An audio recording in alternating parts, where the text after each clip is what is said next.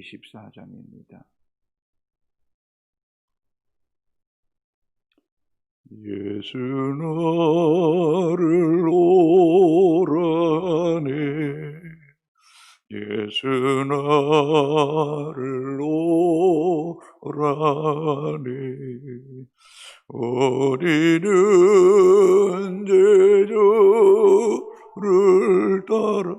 324장 유함 같이 가려네, 주의 인도하심 따라, 주의 인도하심 따라, 어디든지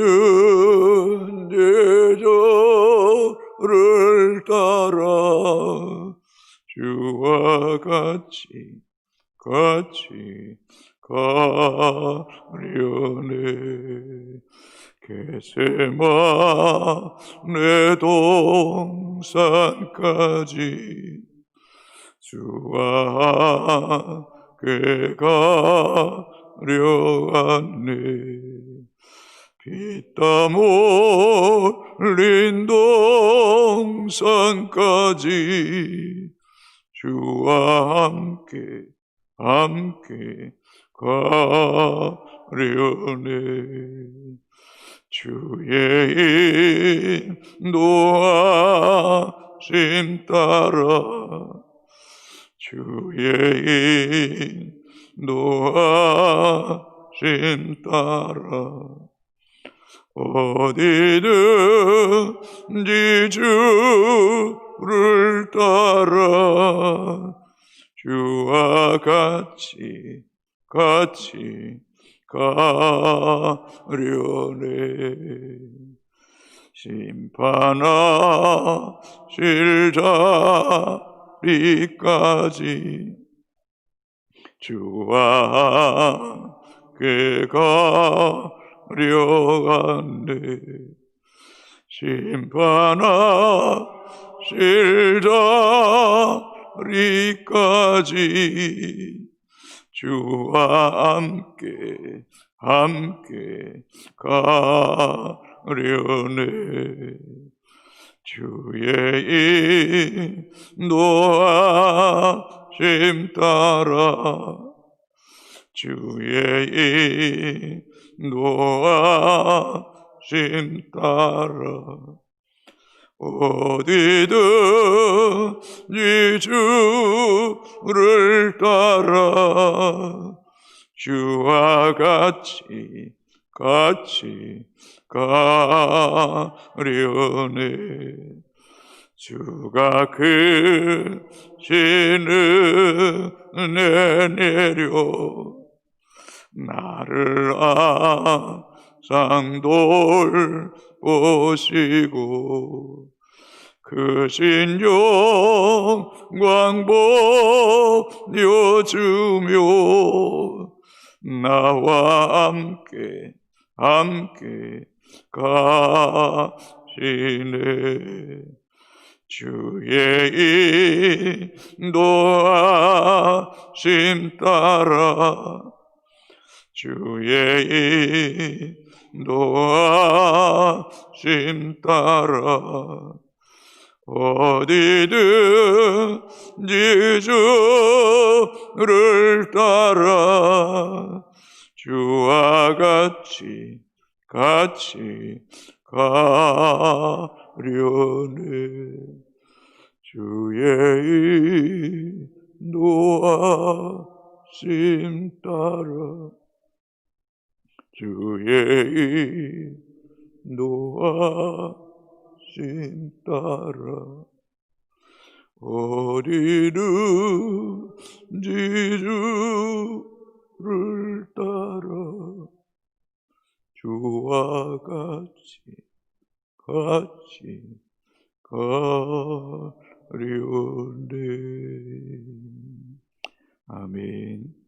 하나님 말씀 마태복음 2장 1절에서 12절까지입니다.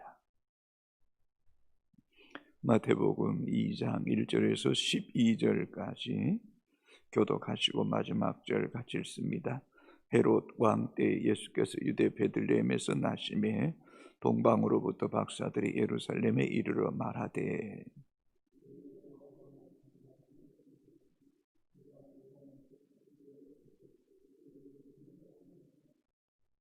헤롯 왕과 온 예루살렘이 듣고 소동한지라.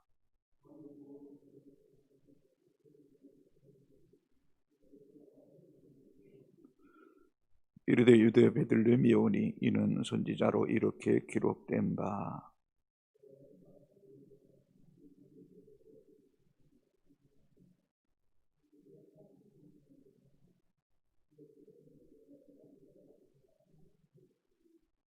이 헤롯이 가만히 박사들을 불러 별이 나타난 때를 자세히 묻고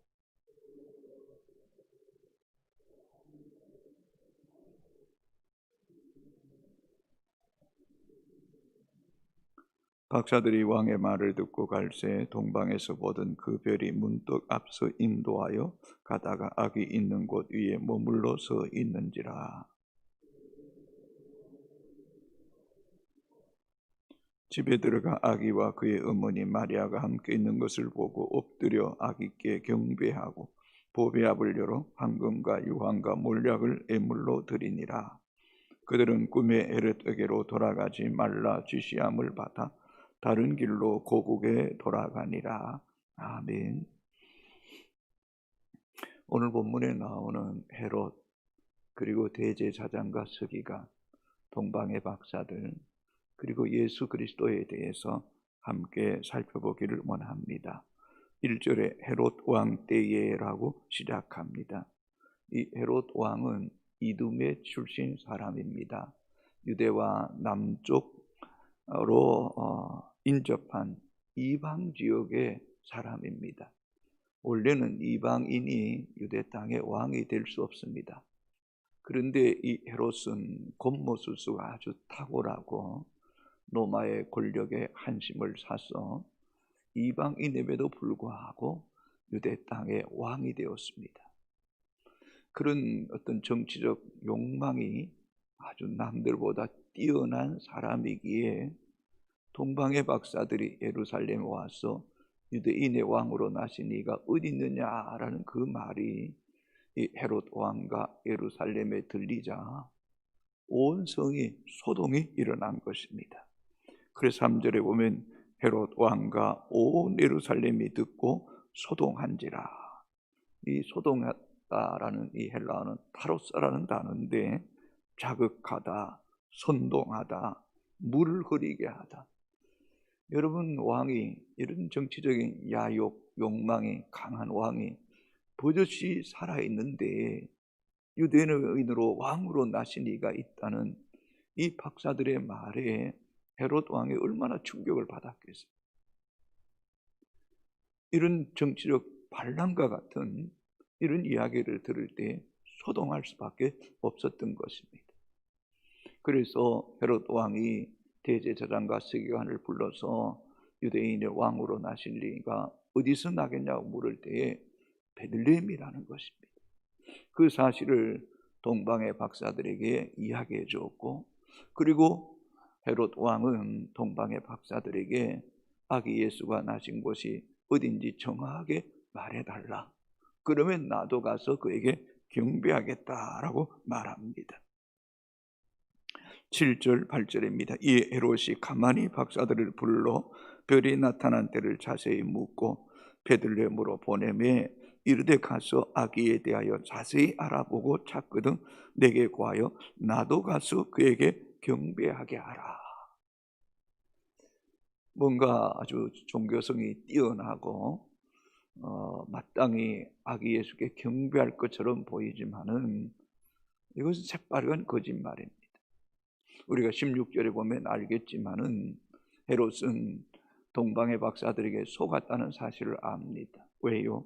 그 소식을 알려주지 않고 다른 길로 고국으로 돌아갔기 때문입니다.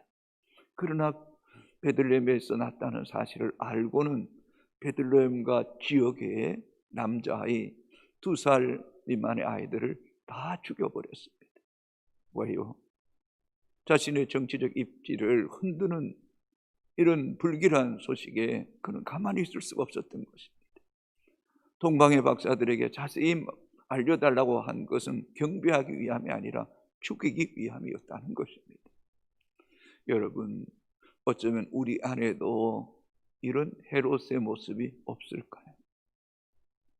왕 중의 왕이요 만주를 다스리고 우리의 선한 목자가 되시는 그분이 내 삶의 주인이 되고 왕이 되어야 되는데, 내가 왕이 되고 물질이 왕이 되고 내 욕망이 왕이 되어서 내 안에 있는 예수를 아직도 십자가에 못 박아 죽이고 있지는 않습니까?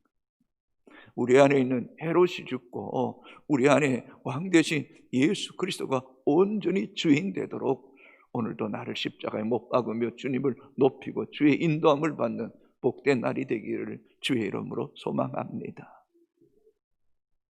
두 번째, 4절에 왕이 모든 대제사장과 백성의 서기관들을 모아 그리스도가 어디서 나겠느냐 물으니 이르되 유대 베들레헴이오니 이는 선지자로 이렇게 기록된 바 또 유대 땅 베들레헴아 너는 유대 고을 중에서 가장 작지 아니하도다. 내게서 한 다스린 자가 나와서 내 백성 이스라엘의 목자가 되리라 하였음이니이다. 동방의 박사가 와서 유대인의 왕으로 나시니 어디 있느냐라는 그 물음 앞에 성은 소동했고 왕은 그럼 성경에 기록된 유대인의 왕으로 나실 리가 어디 있느냐고 대제사장과 서기관들에게 물었더니 베들레헴이라는 것입니다. 먼 타국에서 박사들이 별을 보고 아기 예수께 경배하러 왔다면 대제사장과 서기관들, 성경에 능통한 이 지식인들이 뭔가 좀 소동이 있어야 되는 거 아닙니까? 뭔가 반응이 있어야 되는 거 아닙니까? 그럼 머리로는 정확하게 아기 예수님이 베들레헴에 났다는 사실을 알고 있었고 또 그것을 가르쳐 주었습니다. 그러나 성경 그 어디에도 대제사장과 서기관이 아기 예수께 경배했더란 말은 단 한마디도 기록하고 있지 않습니다. 지식적으로는 머리에는 유대인의 왕으로 나신 이가 베들레헴에 난다는 사실을 알고 있었지만 그들은 손발 하나 꼼짝하지 않았습니다. 머리는 커져 있습니다. 어쩌면 가분수와 같은 존재입니다. 그러나 마음은 미동도 하지 않습니다. 어쩌면 손발이 잘린 것처럼 몸뚱이에만 남았고 머리만 남은 종교의 행식에만 빠져있고 조금도 삶을 움직이는 변화가 없는 이런 대제사장과 서기관의 모습이 어쩌면 오늘 한국교회의 모습은 아닌지 모르겠습니다. 성경은 뭐라고 말씀합니까? 오직 성령이 너희에게 임하시면 너희가 권능을 받고 예루살렘 온 유대와 사마리아와 땅까지를 내 증인이 되리라고 말씀하지 않습니까? 너희는 가서 모든 족속으로 제자를 삼아 아버지와 아들과 성령의 이름으로 세례를 주라고 말씀하지 않습니까? 예수께서 두루다니시며 천국 복음을 전파하시니라고 말씀하지 않습니까? 바울이 1차, 2차, 3차 선교 여정을 통해서 그런 수많은 생명의 위협과 돌에 맞아 성 밖에 내침을 당하였음에도 불구하고 또다시 일어나 사명을 위해 달려가지 않았습니까? 사랑하는 성도 여러분, 지식으로만 아는 예수, 그건 우리에게 아무런 생명도 힘도 없습니다. 예수 그리스도의 생명이, 예수 그리스도의 말씀이 육신이 되어서 우리 가운데 하나님의 영광이 거하고 은혜와 진리가 충만하기 위해서는 오늘 또 말씀 앞에 우리의 온 몸으로 반응하는 하나님의 백성들이 되기를 주의 이름으로 축복합니다. 코로나19로 인하여 오히려 우리의 신앙에도 이축되고 꼼짝달싹하지 못하는 죽은 송장 같은 우리의 신앙은 아닌지 모르겠습니다. 내게 주어진 삶의 현장 속에서 내가 할 수 있는 일이 무엇인가를 곰곰이 생각해 보십시오. 전화를 한 통해도 누군가의 적절한 타이밍을 통해서 그들의 마음을 만지고 5인 이상 모이지 못한들지라도 1대1을 통해서라도 누군가를 찾아가고 만나고 진정한 영혼을 사랑하는, 자신보다 한 영혼이 얼마나 귀하다는 사실을 이때에 우리가 드러내고 보여줄 절호의 기회가 아닌지 모르겠습니다. 교회 안에 대제사장과 서기관만 많다면 교회는 생명력을 잃어버리고 말 것입니다. 사랑하는 여성의 가족들이요, 행동하는 그리스도인, 살아서 역사하고 움직이는 그리스도인, 예수 생명을 전하지 않고는 견딜 수 없는 진정한 믿음의 사람이 되기를 주의 이름으로 축복합니다. 주여 주여 하는 자마다 천국에 들어갈 것이 아니라 내 아버지 뜻대로 행하는 자라야 들어갈 것이라고 말씀했던 것처럼, 이제는 머리가 아닌 그 머리에만 머물러 있던 우리의 신앙이 이제는 우리의 가슴으로 내려오고, 그 가슴에 머무는 그 신앙이 이제는 손과 발이 되어 그리스도의 눈이 있는 곳에, 그리스도의 눈물이 있는 곳에, 그리스도의 손이 머물기를 원하는 그곳에 우리의 손이 머물므를 통하여 그리스도의 사랑의 복음의 통로가 되기를 주의 이름으로 축복합니다. 세 번째, 동방의 박사들입니다. 동방에서 별을 보고 아기 예수께 경배하러 왔습니다. 그러나 성경을 묵상해 볼 때에 그들은 끝까지 별의 인도를 받지 못했던 것 같습니다. 예루살렘의 유대 땅에 이르러서 당연히 도시요 수도와 같은 예루살렘의 왕궁에 있을 것이고, 그 화려한 왕궁에 아기 예수님이 나실 거라고 관념적으로, 전통적으로, 그리고 보편적인 생각에 예루살렘에 찾아온 것입니다. 그러나 아기 예수님은 그 화려한 도시, 그 수도 예루살렘 왕궁에 계시지 않았습니다. 오히려 동방의 박사들이 별의 인도를 잠시 놓치는 사이에 하마터면 아기 예수를 죽일 뻔하는 큰 잘못을 범할 수도 있었습니다. 하나님이 그렇게 하시지 않았지만 박사가 끝까지 인도함을 받았더라면 곧장 베들레헴으로 갔어야죠. 그러나 그저 예루살렘에 이른 것으로 여기다라고 생각하고 그저 예루살렘에 이르러 유대인의 왕으로 나시니가 어디 있느냐는 이 질문 앞에 헤롯 왕과 예루살렘이 소동했던 것입니다. 성도 여러분, 주의 인도하심 따라, 주의 인도하심 따라 어디든지 가야 되는데 우리는 매 순간순간 주의 인도하심을 받아야 됩니다. 주의 인도하심을 놓치면 내 상식으로, 내 관념적으로, 전통적으로 내 소견이 오는 대로 가면 그리스도 역행하는 것입니다. 온 인류의 왕이신 예수 그리스도는 화려한 왕궁에 오지 않았습니다. 비천한 냄새나는 말구유에 오셨습니다. 그분은 세상을 지배자로 오지 않으셨습니다.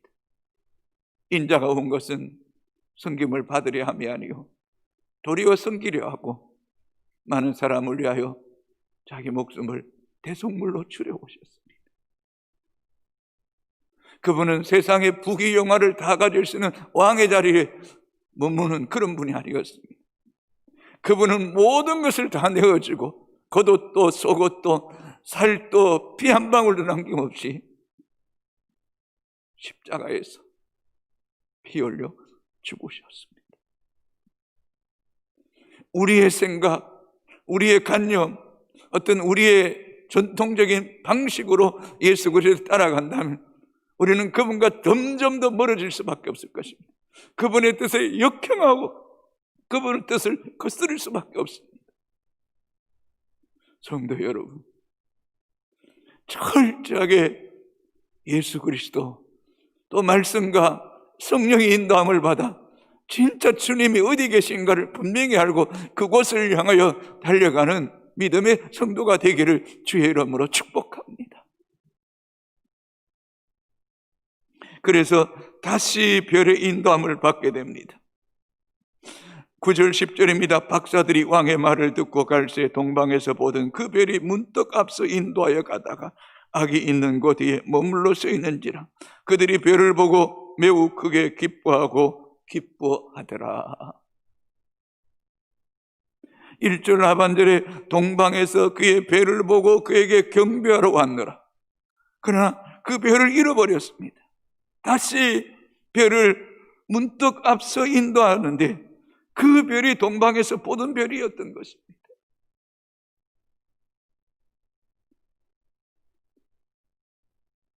예수 나를 오라 하네. 예수 나를 오라 하네. 지금도 부르고 계시는 그 주님. 우리 남은 생에 참 쉽지 않은 일입니다만은 늘 깨어있고 늘 주를 생각하고 내 관점이나 내 전통적인 방식이나 경험을 내려놓고 정말 주님의 뜻이 어디 있는지 매 순간마다 주의 인도하심을 따라 우리 주님께 참된 경배자가 될 뿐만 아니라 영원한 나라에 주의 인도함을 받는 은총이 있게 되기를 주의 이름으로 축복합니다. 5절입니다. 또 유대 땅 베들레헴아 너는 유대 고을 중에서 가장 작지 아니하도다. 내게서 한 다스리는 자가 나와서 내 백성 이스라엘의 목자가 되리라 하였습니다. 예수 그리스도. 그분은 유대인의 왕이 뿐만 아니라 동방의 박사들이 이방인이 아기 예수께 경배했습니다. 온 인류의 왕이십니다. 만국을 다스리시는 분입니다. 우리의 선한 목자입니다.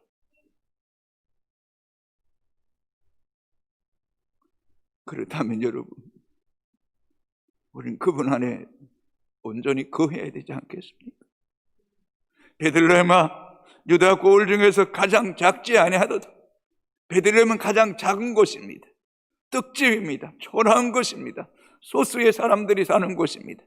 그러나 그 베들레헴이라 할지라도 그곳에 아기 예수 그리스도께서 나심을 통하여 2000년이 지난 오늘 또 베들레헴이 우리에게 들려지고 있는 것처럼 우리의 인생이 가장 초라하고 작을지라도 우리 안에 예수 그리스도가 계시면 결코 우리는 작은 자가 아닙니다.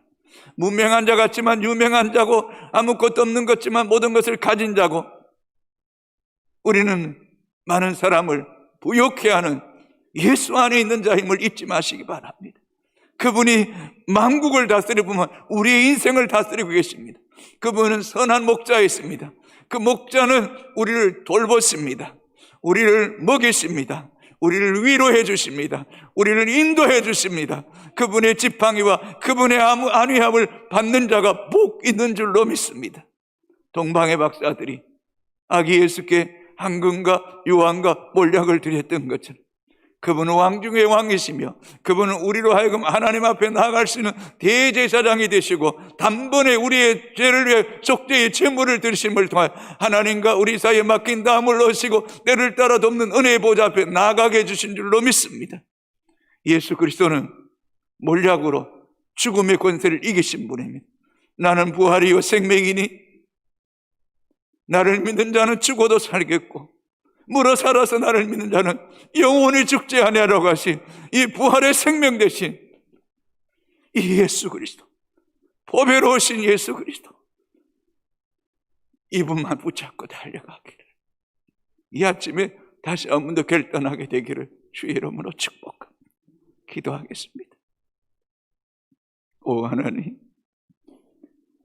내 안에 헤롯이 살지 못하게 해주시고 나의 경험도 나의 지식도 세상의 상식도 전통도 다 십자가에 못 박게 하시고 머리로만 아는 예수 그리스도가 아니라 우리의 가슴과 손과 발과 온몸과 영혼으로 예수만 높이고 예수만 원하고 예수만 따라가는 우리의 생애가 되기를 원하옵고 기도합니다. 주여 우리를 붙잡으소서. 주여 우리를 장악하시고 우리를 온전히 다스려 주시옵기를 원하옵고 기도합니다. 내 욕망과 내 눈이 원하는 대로 살지 않게 하시고 주의 눈이 머무는 곳에 주의 손과 발이 필요한 그곳에 우리가 머물게 하여 주시옵소서. 아버지 하나님, 끝까지 주의 인도함을 받기를 원합니다. 놓치지 않기를 원합니다.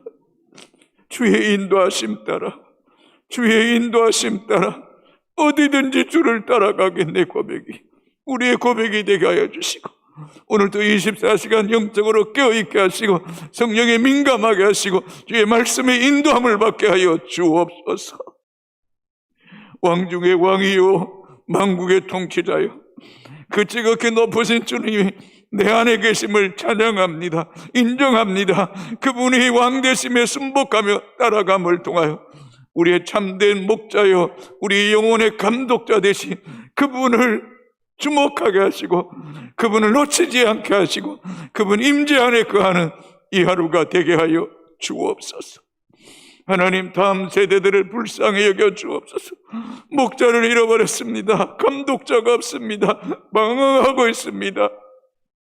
하나님, 저들의 눈과 귀를 가로막고 있는 악한 더러운 것들이 부서지게 하시고 비늘 같은 것들이 벗겨지게 하시고 귀가 열리게 하시고 주를 보게 하시고 나의 주, 나의 하나님으로 고백하게 하시고 그들이 주님을 인격적으로 만남을 통하여 세계적 리더가 되는, 생명을 살리고 열방을 주께로 돌아오게 하는 주의 거룩한 백성들 되게 하여 주옵소서.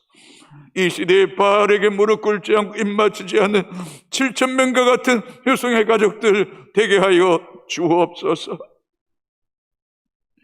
병중에 있는 송영희 집사님, 고희목 집사님, 안순복 집사님, 사랑하는 우리 이병남 장로님, 또 요양 중에 있는 성도들, 또 유영임 피집사, 하나님, 임영순 AB 성도, 아픔 중에 있는 성도들, 어려움 중에 있는 성도들, 곤란 가운데 있는 성도들 많습니다. 하나님, 불쌍히 여겨주시고 위로해 주시고 치유의 주님, 생명의 주님, 부활의 주님이 함께하여 주옵소서. 이 새벽에도 우리의 욕망을 구하지 않게 하시고 오직 예수만 따라가기를 원합니다는 고백이 우리의 고백이 되게 하여 주옵소서. 예수님 이름으로 기도합니다. 아멘. 하늘에 계신 우리 아버지, 아버지의 이름을 거룩하게 하시고 아버지의 나라가 오게 하시고 아버지의 뜻이 하늘에서와 같이 땅에서도 이루어지게 하소서. 오늘 우리에게 일용할 양식을 주시고 우리가 우리에게 잘못한 사람을 용서해 준 것 같이 우리 죄를 용서해 주시고 우리를 시험에 빠지지 않게 하시고 악에서 구하소서. 나라와 권능과 영광이 영원히 아버지의 크십니다. 아멘.